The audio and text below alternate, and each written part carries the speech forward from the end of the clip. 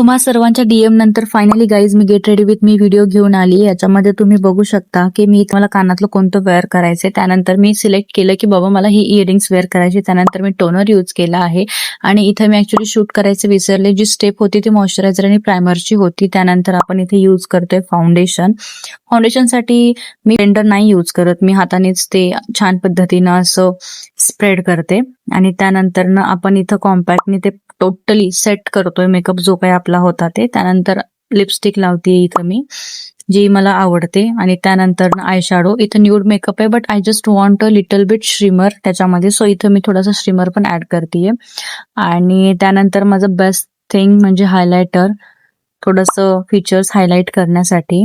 And then next step जी आहे ती म्हणजे मोस्ट इम्पॉर्टंट गोष्ट, ती म्हणजे आयलायनर, जो की माझा फेवरेट पार्ट आहे.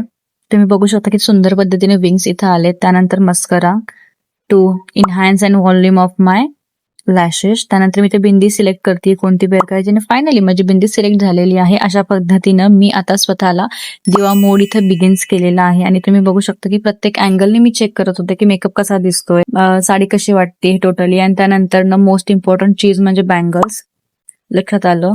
आणि त्यानंतर आणखी लक्षात आलं की अरे आपण तर ऍक्सेसरीज वेअर नाही केले, सो लिटल बिट ऍक्सेसरीज ह्याच्यामध्ये मी वेअर केलेत. आणि त्यानंतर नेल पेंट. अशा पद्धतीनं गाईज सुंदर पद्धतीनं आपला मेकअप रेडी आहे.